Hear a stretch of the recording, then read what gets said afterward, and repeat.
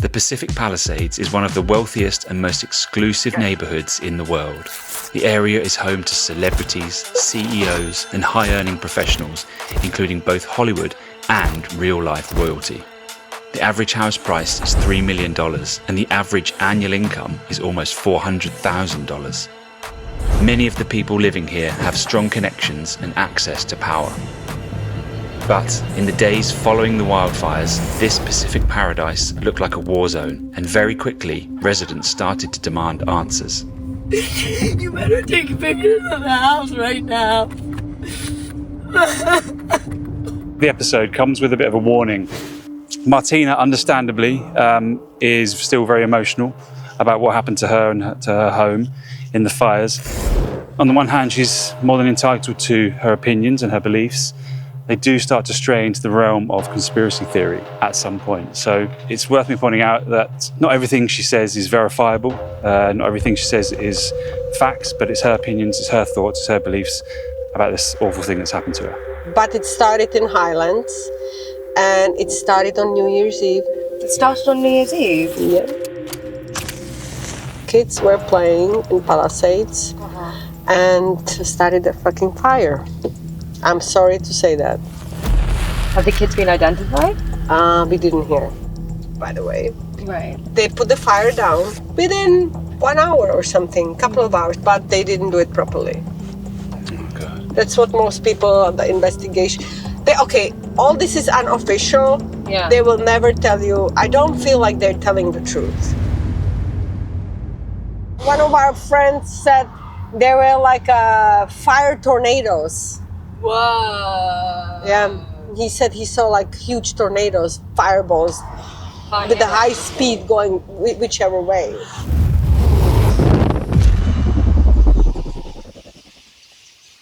Look, we lived through fires here, and the insurance were dropping people before the fire started. What? Yeah. You can be dropped by your insurance? Yes, maybe they knew that the fucking city didn't check the water hydrants or whatever, but it's like the insurance knew, so a lot of people got their insurances dropped. There's a lot of city buildings, even in the village, which is owned by city, and electric power companies and water companies, they all are saved. They're saved. So there was enough water for those buildings to be put out by the firefighters. You understand? Yeah. This city, Pacific Palisades, it's the biggest city which brings a lot of tax revenue. Tax revenue. Because people pay high taxes in here. Okay. And this is one of the government building, water company or electric company standing. And it's doing just fine. Look, it's like untouched, right? And look next to it, everything damaged. Everything, and that's where I lived. Yeah? When looking at this now, what is your overriding emotion? Disappointment. I think if I would have known that this was a real natural disaster, meaning really like that it was caused by the nature itself, I think I wouldn't be as hurt, but I think it's because I know it was caused by human error. And there is no accountability taken for it. It is really painful. It is painful. The negligence. The negligence, the gross negligence, the lies, the sliminess of these politicians. The sliminess. And so you living here, you should have been protected had they done their job. Yes. There's a bunch of lawsuits here, but it's gonna be very hard to take because city has a lot of immunity. So they're trying to sue the water company, right? Why wouldn't there be water in the hydrants? Why the reservoir was empty? That was your house? Yeah, and the reservoir, it's just there. Oh my gosh. So you see that white little sliver there? Yeah, that's the water reservoir. At the top of the hill there? Yeah, that's the water reservoir, which was empty. I have to say, I think the biggest upset for my part is how they're lying and they don't take responsibility. Yeah. The theory of a lack of water was mentioned by then President-elect Donald Trump on social media in the days following the fires.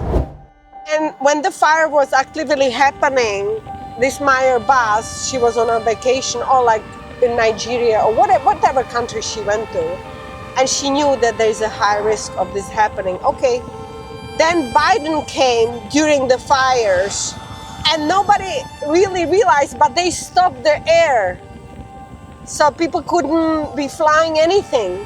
Right. So for 4 hours, they could have been dropping shit. But because Biden was in LA looking at the fucking fires, for 4 hours, there was no flight zone. This is a view first suggested online by conspiracy theorist Alex Jones on January the 8th, one day after the fire started. Biden doesn't give a crap. And they've been talking about this flight control since yesterday afternoon. And here we are the next day. There's the flight restriction map on screen for TV viewers. And it's funny to them. If you don't know Alex Jones, he was found guilty of spreading false rumours about the Sandy Hook massacre back in 2022 in order to pay over $1 billion in damages to the victims' families. Conspiracy theories during national disasters are nothing new. After Hurricane Helene hit North Carolina in 2024, many claimed the government was geoengineering the weather. This is a massive storm. Others believed disaster money was being spent on migrants. And during the LA wildfires, the internet rumour mill fired up once again. There were theories about directed energy weapons controlled by secret government groups, purposefully igniting fires. Some believe the fires were started deliberately in an effort to destroy evidence against Sean P. Diddy Coombs. That was supposed to go into evidence in, just a few days? Really just burned to the ground? It's not on. And along with a lot of the celebrities that are intertwined with Diddy, their homes and evidence burned to the ground. And others say water needed to fight the fire was being hoarded by the Resnick family for their pistachio farm.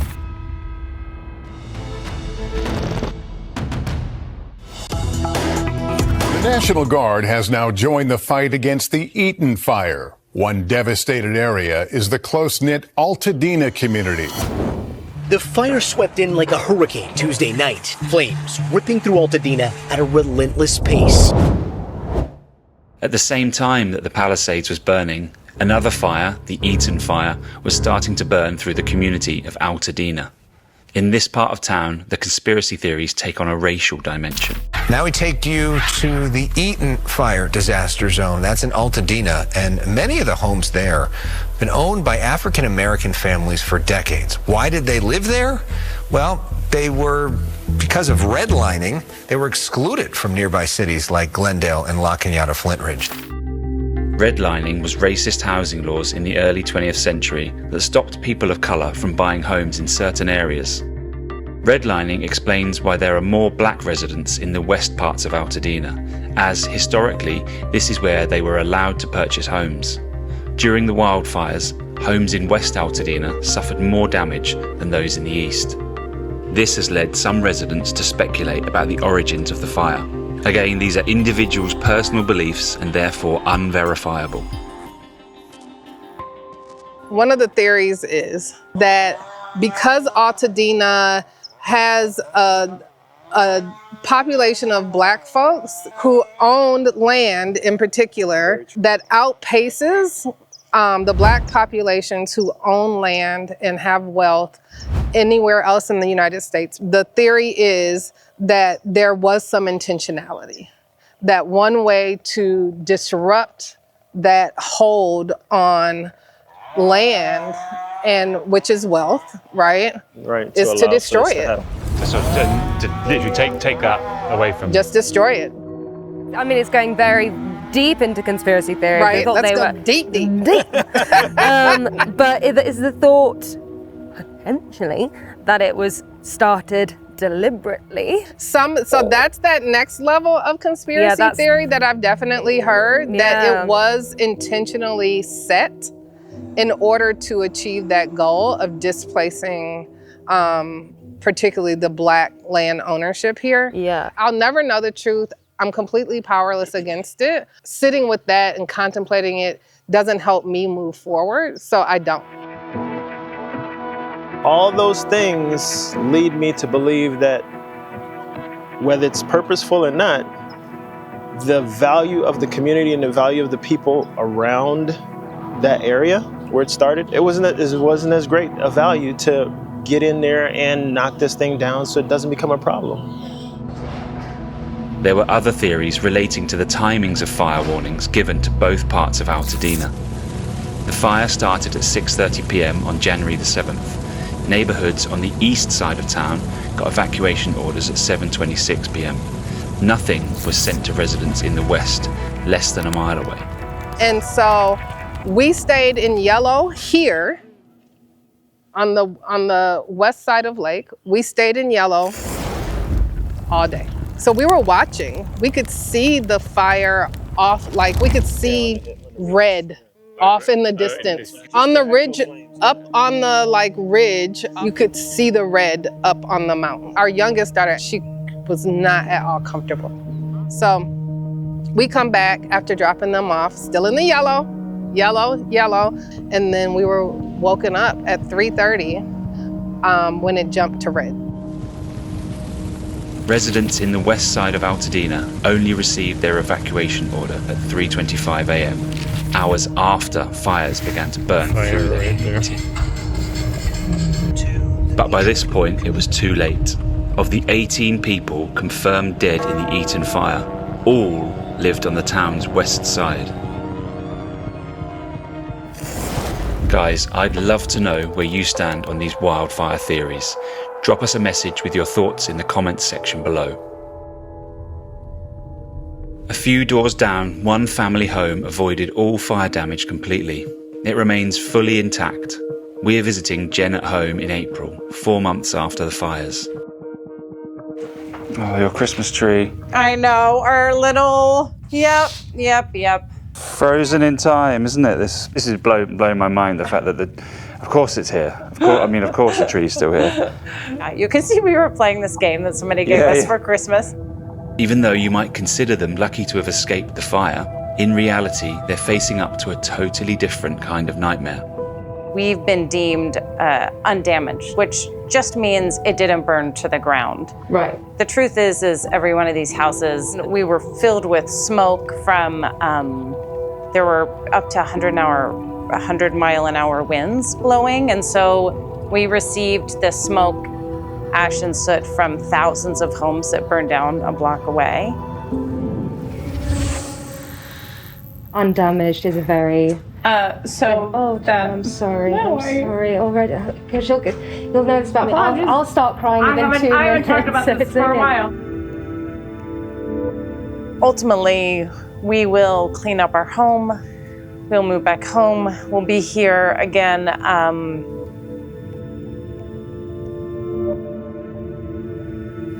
But our hometown is gone. Jen, her husband and 2 kids left their home as the fires closed in on January the 7th. 4 months on, they're still not able to move back in. They've only been here a handful of times since. You're going to have to get rid of a lot of stuff. They call it the slow burn. Mm-hmm. So there's the slow unfolding of everything that you can't save. You know, my stove is toxic. So because of smoke and ash particles that settle on the inner workings of that, they can't really clean it out, or if they do, it costs thousands of dollars or more. However, we're arguing with insurance over it. They don't want to pay to replace it. So it's this constant, it's just another financial ruin or risking your health. Do you feel that? Do you feel it's safe to bring your kids back here at the moment? I feel a little bit like a science experiment. You hear again and again of environmental disasters, and then 2 to 5 years later, all of the data comes out, or mysterious illnesses begin. Dangerous effects of wildfire smoke. Worsening of lung diseases. I don't know if you've seen the signs when you drive into Altadena that say enter at your own risk. Oh, we didn't see those, no. Yeah, they have installed them permanently. They're like a street sign. So, and as if somehow that absolves the county of any responsibility. Yeah. I'm not sure. Jen's home has been tested for toxins, and they discovered the presence of cyanide, a byproduct of burning home materials that blew through their house. Cyanide is a rapidly acting, potentially deadly chemical compound that can interfere with the body's ability to use oxygen. But the insurance company refuses to pay out for a rebuild, so they will likely have to make do with a deep clean and repainting. This community has so many homes and so many families that have been here for generations, and really all of their wealth is tied up in home ownership. Their homes have been paid off for years, and they were uninsured or underinsured, and the cost of rebuilding is so high. So what complicates the whole situation is that financially, we can't just choose to live somewhere else. I mean, we still own a house, we still are paying a mortgage. I mean, there are some people who have enough wealth to maybe have 2 houses, but most of us can't afford that.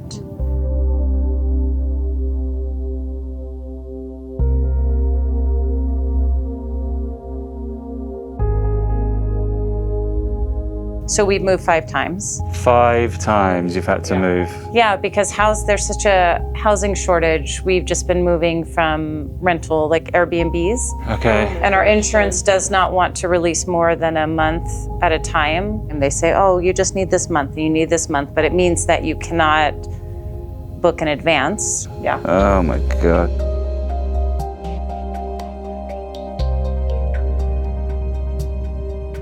Say one of the things I really am mourning is the loss of that freedom for my kids. My oldest he had many friends who moved here over the last few years, and I would drop him at a friend's house, and then they'd walk to pick up another friend, and then they'd walk to the chicken truck. And so that freedom for him, that's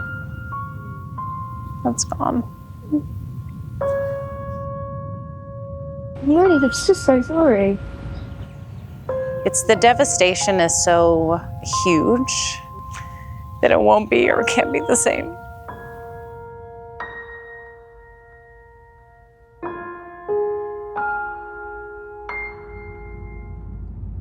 This is owned by a really rich guy called Caruso. When there were the fires, he hired private firefighters. Rick Caruso, a billionaire property developer, used private fire crews to protect his shopping complex from the fast-spreading fires. LA's rich and famous were paying a minimum of $25,000 for private fire services to attend their homes. Prices have been quoted at $3,000 per day for a 2-man team and up to $10,000 per day for a 4-truck, 20-man service. Private water, private everything, so this one never got damaged. So that's all all fine. Look at that, you can see how this is intact. Sure, if you can afford it, why not? But does it allow the rich to buy their way out of a disaster? I'd love to hear your views on this in the comments. Martina and her husband bought their house in 2012, costing in excess of $1 million. They both worked 2 jobs to pay for a lifestyle they describe as a mountain paradise. The insurance gave us some money. We were severely underinsured, by the way, which 90% of the people here were. We got payout, let's say $30,000. If we would rebuild this is gonna take, they estimated, some people 4 to 5 years to rebuild this. So how can you live for 4 to 5 years on $40,000 payout for living? You can't. I didn't realize when I lost everything, my pictures, my grandparents passed away, I had all the memories with them. It's all gone. It's like your identity is gone. Yes, I understand that. So that identity was stripped away from me. And funny enough, like I complain sometimes about my work and stuff, and the next day I show up after my house gone, and I wasn't scheduled to work. But the next day I drove myself to work, and I begged them, I said, guys, my house is gone, can I work? Well, because you wanted just to Have something. distraction, sort of. No, I wanted my identity, some of my identity back. Okay. Yeah. For Martina, life will never be the same again, and she's accepted the need to make some big life changes as a result of the disaster. I do feel like I got a little materialistic, like we are living in materialistic society. And I was, I'm not exception. So I think I'll try to really detach more myself from material stuff. Because in the end, it's about different things. And I think it does give you some growth. I'm searching from within. Okay. And I'm looking what's really important for my life. What have you discovered when you look on the inside? I discovered that I need to learn more about myself, what my needs and where I need to go.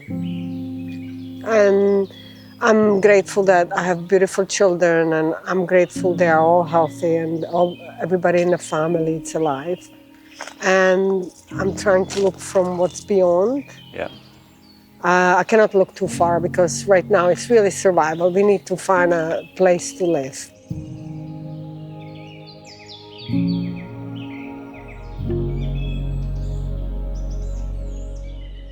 So this part was a garage. This was a stairs going up to the... And so Stairs there, yeah. Stair went to the back, and then you could enjoy the back of the house. Right over here, kind of where the boulders, just actually right here, right in this area is where we had our deck for the master bedroom, off the master bedroom. So you have a little... So a raised deck like you have at the front there? Yep, Okay. just slightly raised it, just to provide an area for you to just sit out in the morning or afternoon, whenever, to just enjoy the view.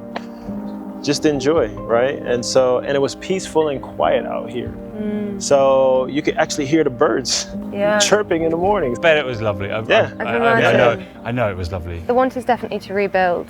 Oh yeah, we will definitely rebuild because we love the community, we love the area, and so we want to come back. Yeah, the humanity of people that live in this community is something that you really, really appreciate. And you're part of it, and there's value in that because people care about people enough to make sure that they're okay. That's huge. To be part of the resurgence of Altadena.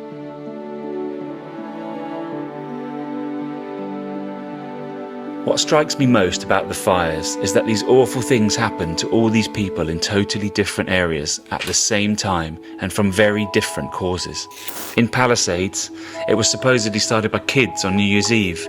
In Altadena, it was an electrical fire from a pylon damaged by the wind. But what they all have in common is that life is probably never going to be the same again. It's comforting to hear of people's resilience to rebuild, and that others will find positives in something this devastating to reconsider certain parts of their lives. It gives us all hope.